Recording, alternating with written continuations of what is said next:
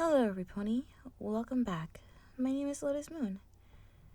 Last we left our fire team, it seems the war is starting much sooner than I expected, and it's pretty much coming to them.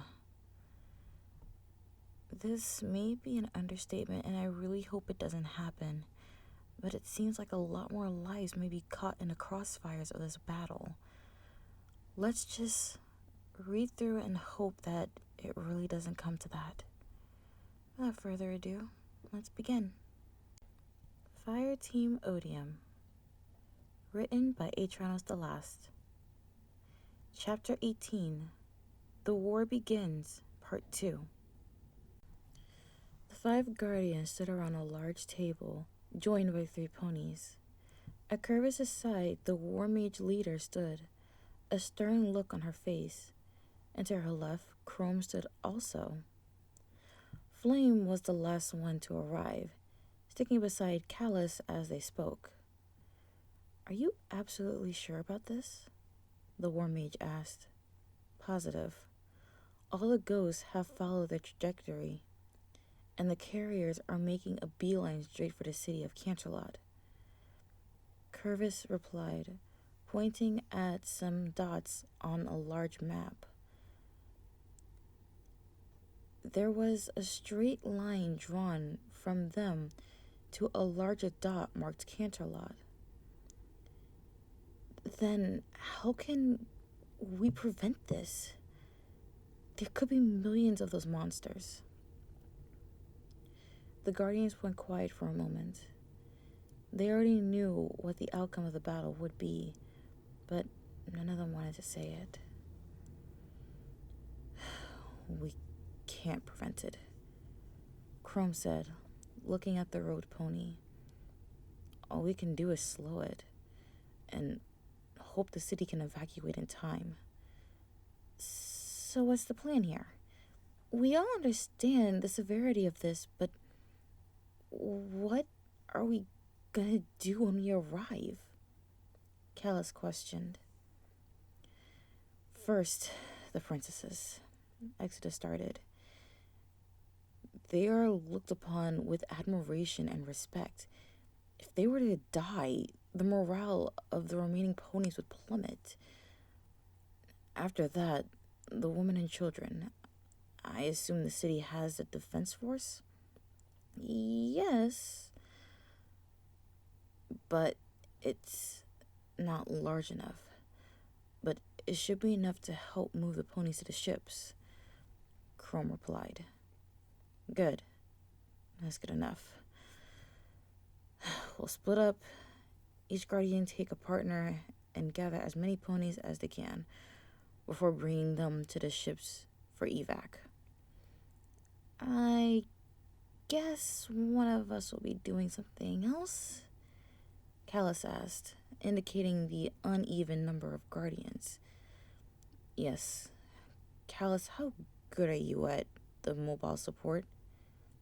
Exodus said, looking at the hunter. Not bad. What exactly would you want me to do?" "I need you to defend the ships. The Cabal will know what we're doing, and will try to stop us. We need the ponies protected as long as possible while we get them out of there." "Easy. Just let me know where you will be setting up and when you will arrive, and I'll be there." Exodus nodded at that, turning to Chrome. "All right, and I need you to take a team of mages into the city." Chrome looked at him with confusion. "Why? Surely 5 guardians are enough." "We need you to create a distraction, something to pull the bulk of the enemy away from us. You're skilled in shield magic, and you have been given the guardian's abilities and armor. You will be perfect to draw the attention of the Primus." Chrome pondered on the situation for a second before nodding and standing tall. "I'll do my best. Who will I have with me?"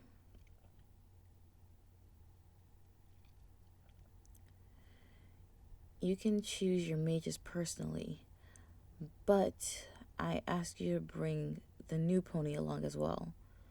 Flame looked up at the warlock in shock, almost not believing what he had heard. Me? Why me? You're the second pony to be given guardian abilities, and so you are invaluable in a situation. If you use it correctly, you can tear the enemy apart using invisibility alone.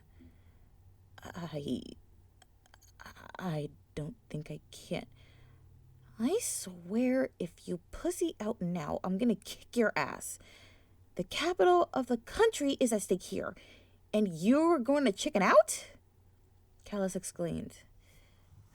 Callus, please. Flame, we need you to do this. You wanted to help us, right?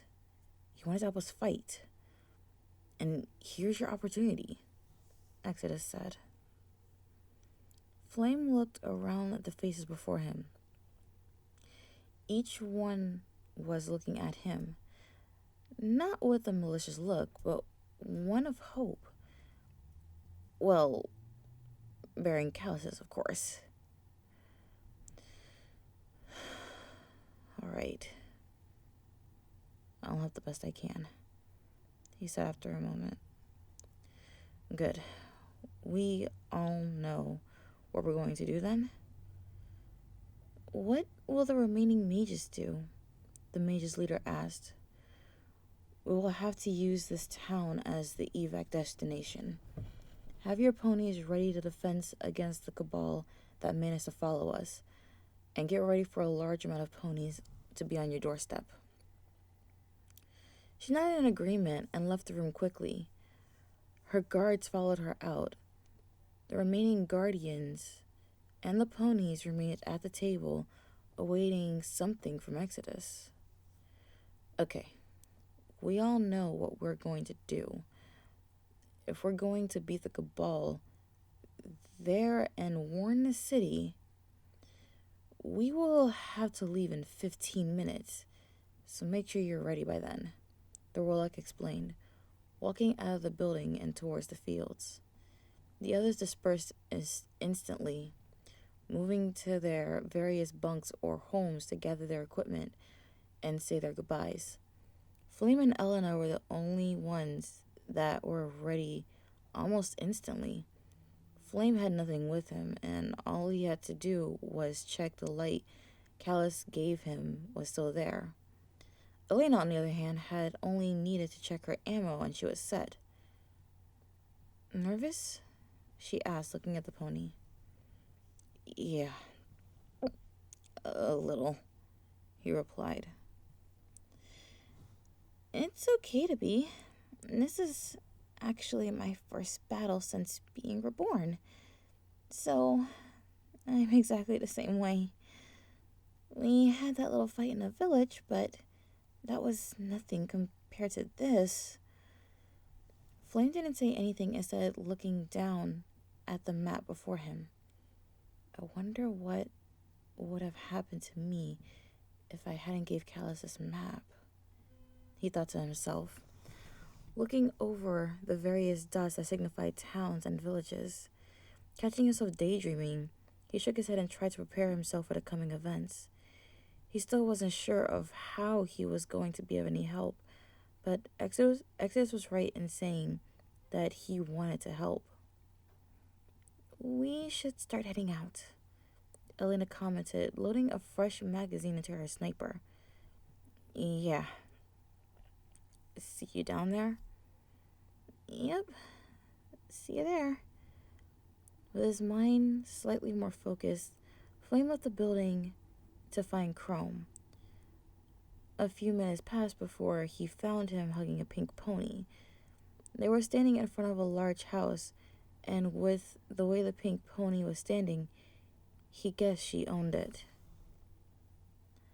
He didn't want to disturb them, so he waited until they had finished. When Chrome started walking away, he tried over to catch up. Chrome? He called out, drawing the attention of the unicorn. Yeah, Flame, right?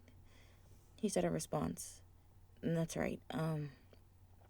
I was hoping to find out where we were going. Uh, just stick with me.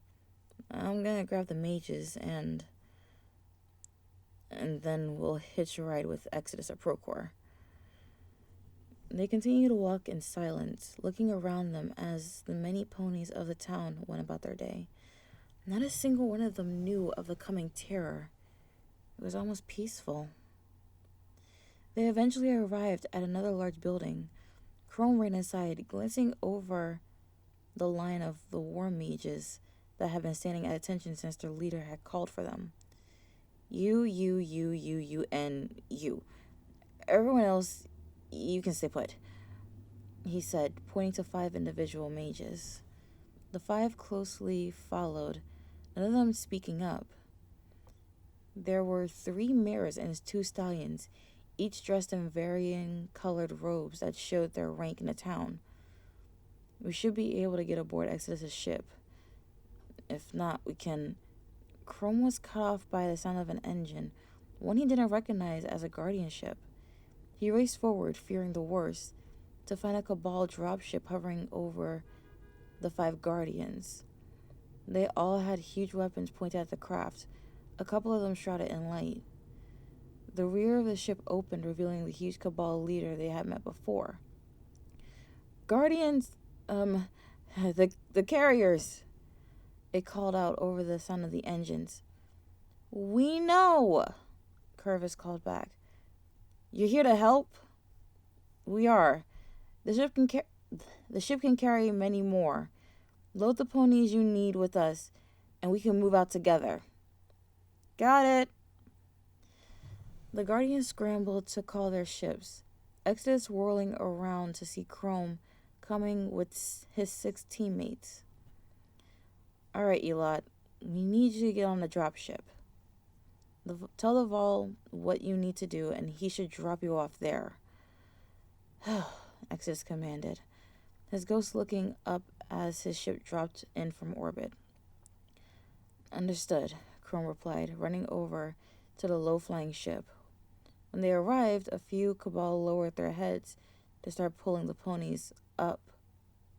A few of the Cabal lowered their hands to start pulling the ponies up into it. As they boarded, the Cabal leader spoke. Just you 7? Yeah, we're going to be creating a diversion to lure as many of the enemy away from the ships as possible, Chrome said. I see. We'll help you there when we can. Do you know where the landing zone in the city is? Chrome shook his head. No. We're going to work with where the Guardians land.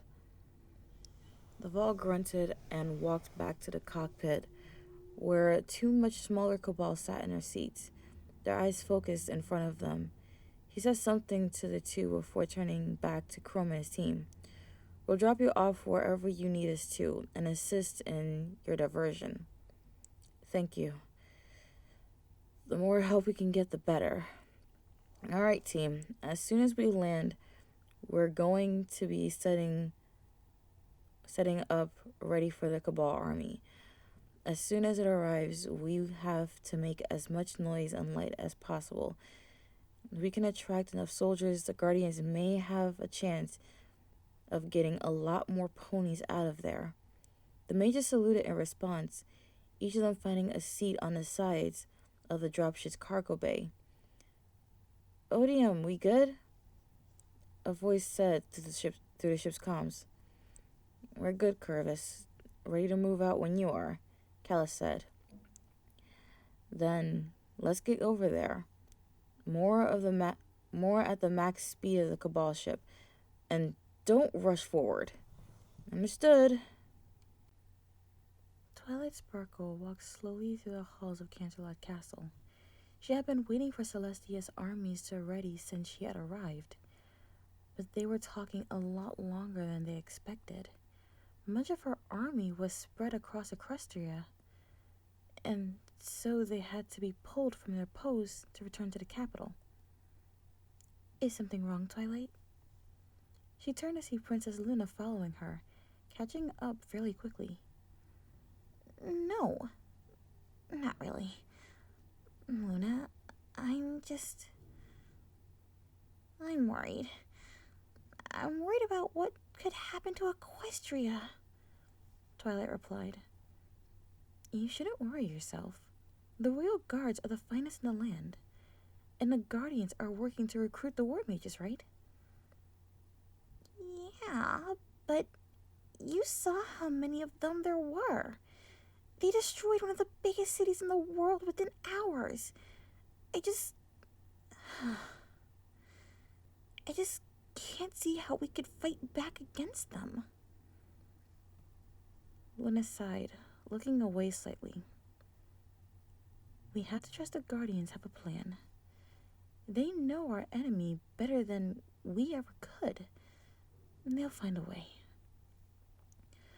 Twilight was about to say something when they were interrupted by a guard calling for them. They looked up to find a stallion running as fast as he could, dressed in full combat armor. Your Majesties, we have detected 6 aircrafts heading straight to the city, he cried out when he reached them. Luna's face switched to one of panic. Are they hostiles? We don't know. It may be better if you come see them for yourself. She nodded and turned to Twilight.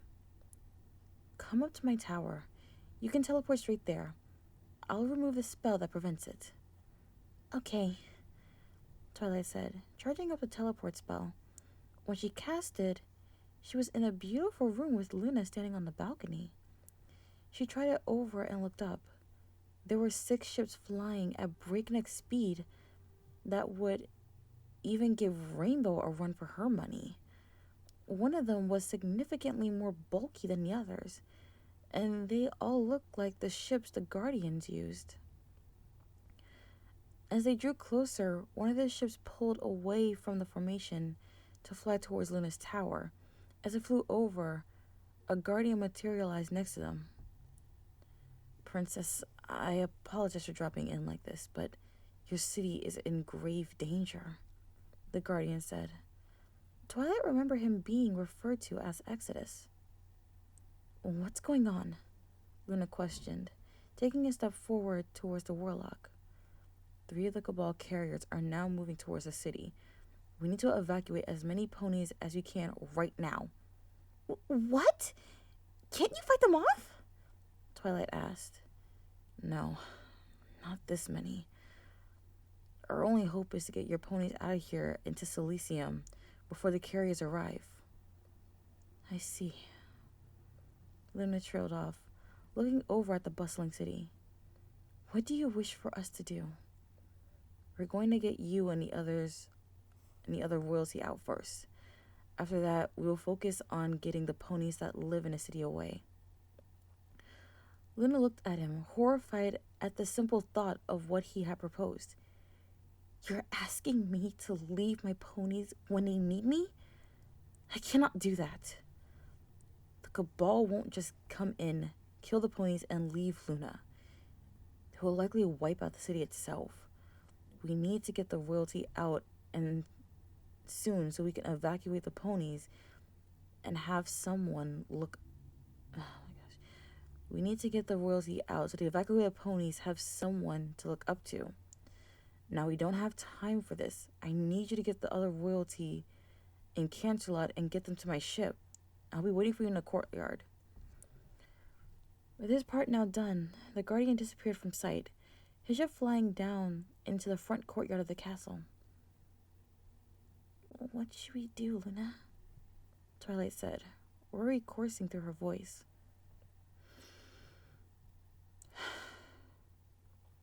As much as I despise the thought, I understand what he is saying. Go get Celestia and Blueblood and take them to the ship. Grab as many maids and castle workers as you can on the way out. But what about you? I will remain. I have the highest combat experience of the 3 of us. I'll hold them off as long as I can. Twilight hesitated, but eventually gave a nod and teleported from the room, leaving the Lunar Princess on the balcony alone. She sighed as she watched the Guardian's ship land in separate areas of the city. For 1,000 years, she had wanted to come home, and now she had to watch as her home was torn apart by monsters. A tear rolled down her cheek as she turned, leaving the room to find her battle armor. In the direct center of the city, 4 ships hovered above the buildings. Callus, Curvis, Procor, and Elena were spreading out, moving civilians up to the craft. Many of them resisted, but were forced on board. As they worked, the ghosts kept an eye on the incoming cabal. The carriers will arrive in 5 minutes, Curvis's ghost called out to the other guardians. Got it. Keep moving these ponies. As soon as your ships are filled, transit them back to Silesium and bring it back, Curvis commanded, pushing Amir and her child towards the Vienna. They worked tirelessly, filling their ships with multiple ponies multiple times. As they loaded their 3rd wave of civilians, the ghost called out, "The carriers are in range and we need to move faster." Shit. Hey, Chrome, can you hear me?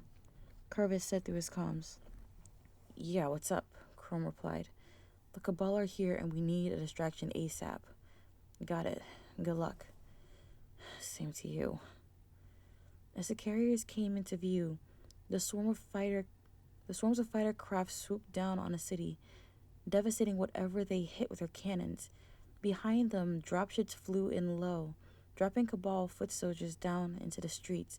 The ponies immediately went into a blind panic, some running closer to the Guardians and others running away. Callus, we got the evac zone protected? Procor shouted over the noise. Yeah, just focus on getting them out of there, was the response he got. They continued to work on getting the ponies away. Many had left the zone to find safety in their homes, but as they left Khaleesi's protection, they were mowed down by the hundreds of Cabal soldiers that surged through the streets. The landing zone itself remained fairly free of the Cabal as the distraction did its work. Huge explosions and lights flew from the area that they had set up, drawing many of the Cabal over to see what was going on. Up above, Khaleesi's ship was working to divert the Cabal fighters from the battle. It was unarmed, and so it had to use easy evasive tactics to try and crash them into the mountains or the evacuated towers. We're doing good, Odium. Keep it up, Curvis said through the comms. Gladly. How many ponies? Elena was instantly cut off, drawing attention to her. A shot had landed in the back of her head, killing her in a split second. Elena's down, Procor! Got it, Procor shouted, rushing over to Elena's ghost. When he had reached it, he channeled light into the orb until it had enough to begin the revive process. Elena appeared before them. She gasped as she hit the ground, looking around quickly. Come on, Elena, we gotta get you back up into the fight, Procor said, pulling her to her feet. She nodded and raised her rifle, picking off a couple of Cabal that Khaleesi hadn't gotten to yet. Up in one of the towers, a lone hunter watched the battle through her scope. She was scanning the rooftops for the source of the shot that killed Elena, eventually finding it, and finding 3 scions posted on a tall building, each of them armed with Cabal-style sniper rifles. She dropped them all with a shot to the head, ignoring the sounds her sniper made as it reloaded itself. All right, the snipers are down. Keep your eyes peeled for more, she said to the team, switching her gaze down at the landing zone. The distraction seemed to be failing as the zone began to gain quite a few more Cabal to defend against. A quick glance towards the light show could provide a view of 100 Cabals surrounding it, gunshots and explosions raining down on either side. As much as she hoped otherwise, she knew the distraction wouldn't hold. The Primus would quickly realize what was going on and would shift his forces over to the evac zone. If that had happened, she was unsure if she could keep them back long enough for the Guardians to get the rest of the city out. She was about to take a shot at another legionary when Whirling brought her eyes up. A Cabal fighter had seen her and was bearing down on her. She tried to bring her rifle up but wasn't fast enough. It fired upon the flimsy tower, decimating the supports and causing it to fall. Before she could hit the ground, however, she was caught by something. She looked around to find one of the princesses flying alongside her. Her horn lit up as she carried the heavy hunter away from the falling debris. Holy shit. Nice catch, Kala said as she got closer. The princess had put on a full suit of armor that covered almost all of her body in metal. Thank you. Is there any way I can leave you that those crafts won't hit you? The princess questioned, shielding them both from stray fire. On top of the mountain will do if possible. She didn't say anything else. Within a moment, Achilles found herself standing at the top of the mountain, looking down at the chaos the Cabal had caused. Perfect, she muttered, crouching and lowering her rifle to look down at the landing zone. We can't keep this up, Curvis, Procor shouted, reloading his auto rifle and dropping a trio of legionaries. We have to. Keep moving the ponies to the ships. These are the last of the ponies that came over here. The others are a lost cause, Curvis said, slamming a soul hammer into the face of a Centurion. Copy. We're gonna move out at the same time? Yeah. Send all the ships back to at the same time and cloak them. Move the ships as fast as they can go. Exodus, have the princesses been evacuated? Procor questioned. All but one. The blue one decided to stay and help fight. We got the rest of the royalty out of the city, Exodus explained. Then where are you? We could use the support. Their answer came as a fighter tried to fire upon the landing zone. Before it could open fire, however, the Gallia flew in and fired a single missile, the Cabal craft easily being torn apart by the Guardian weaponry. You have support. Now get moving, Exodus said, moving his ship around to continue fighting the enemy ships. The rest of the evacuation went fairly smoothly, all things considering. As the last pony boarded the ships, the ghosts all got to work cloaking the crafts and sending them back to Silesium. Alright, now we just have to... Nothing could be said by the Guardians as the ground around them shook. They turned their heads to find a Goliath tearing through the streets straight at the ships. Ghosts, get the ships cloaked and out of here now, Curvis shouted, forcing more solar light into his hammers. The cloaks are still charging. This technology is still a prototype phase, and Elena's ship doesn't even have it. Curvis's ghost replied, his segment spinning as he worked. I don't care. Get those ships out of here one way or another. We can't afford to lose any of them. The three Guardians got to work, keeping the Cabal tank at bay. Procor and Curvis circled around using the buildings that still stood to get a better angles on the engines. Elena stood on the ground behind cover, firing upon the gun's sensors in hopes of disabling it. Just like the one in Manhattan, it remained hovering until two sniper rounds tore through the front left engine. It tilted over, throwing its guns off the shot it was about to take. They really don't stop, huh? Callus commented, firing twice more at the front right engine. Procor and Curvis gave no reply, instead deciding to pummel the hull of the vehicle with hammers, the armor plating beginning to buckle before the entire thing exploded, a hammer striking the ammo supply of the vehicle. Alright, the Goliath's down. Callus, keep an eye out for more of them. We need to know about them as early as possible, Curvis commented, returning to the landing zone. Can do. The Guardians tirelessly continued to defend the area, their guns repeatedly running dry and requiring a synth top-up. As they defended, however, the ghost noticed one of the carriers doing something he hadn't seen before. "Curvis, I think we're in trouble," he said. "What's up?" the Titan asked, still firing upon the hordes of legionaries. "Look up." "My Primus, the Goliath was destroyed by the Guardians before it could reach their ships," a scion said, the Primus standing in the center of the room. There were screens across the wall displaying the camera feeds of each of the soldiers. "Switch to Plan B," the Primus replied, waving his hand dismissively. But, sir, we still have soldiers down there." "Do it, Scion. Notify me when the order has been fulfilled."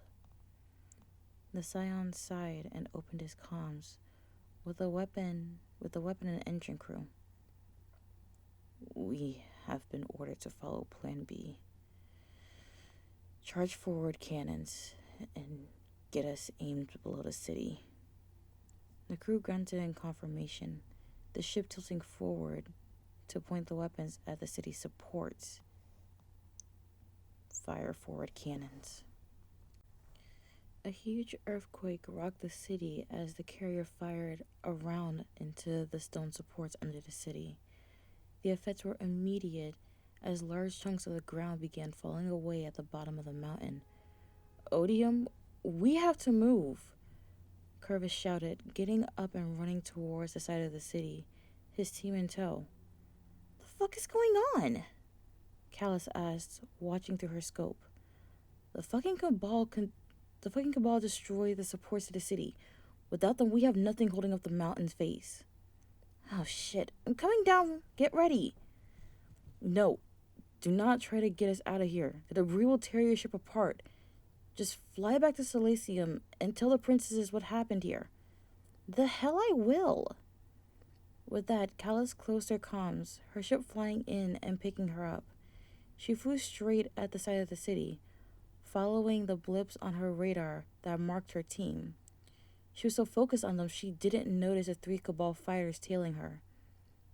An explosion rocked the ship as a shot from the enemy ships landed on the Inquisitor, igniting the engines. "Oh, fuck. Guys, I'm hit!" she cried, trying to pull the ship up, but with one of her main engines offline, it was a downward plummet that she couldn't recover from. "You okay, Callus?" Curvis asked. "I don't think so," she muttered, realizing her situation. "I think this is it for me." "What? No. You gotta pull up, Callus." "Main engines are fried and the others are following. I'm moving too fast to teleport onto the ground, and my ghost is in the cabin with me." "Please, Callus, do something then." The ground was fast approaching. The ship just skimmed the edge of the city, giving her a short glimpse of the rest of her team. "Kick their asses." Her ship crashed into the ground in a plume of flames, the only sound from her being static. "Callus? Callus, no!" Curvis shouted, trying to run closer. "Curvis, we gotta get out of here. We can't afford to wait around here," Procar said, pulling his fellow Titan back. "Fuck that, she can still be alive!" "I'm sorry, Curvis, but we don't have the time to check." The Green Titan was about to say something when a new sound rang out. The familiar dropship flew in front of them, the distraction team waiting to bring it in, and waiting in back of it. "Get in," Chrome called out. The Guardians wasted no time getting into the ship, sitting beside the others as they flew away from the mountain. With the rear door open, they could only watch as the once great city collapsed down to the ground. Curvis fell, removing his helmet, tears streaming down his face as he looked at the wreck of his friend's ship. Before he could say anything, a piece of rubble crashed down on top of the smoldering ship, removing it from view. And for the first time since he was reborn, he cried. And that was chapter 18 to Fireteam Odium, written by Atranos the Last. Well, every pony, I really didn't expect this. I mean, I'm sorry for all the mistakes I made, but the damage, it feels like it's worse than what happened in Manhattan. And now we lost a guardian. I mean, we could get her back, maybe, but at this point, I really don't know. I do hope you enjoyed this reading and look forward to the next chapter soon. I'm Little Spoon, and I want to wish you all a good morning, afternoon, evening, or night, wherever you are, every pony. Good night.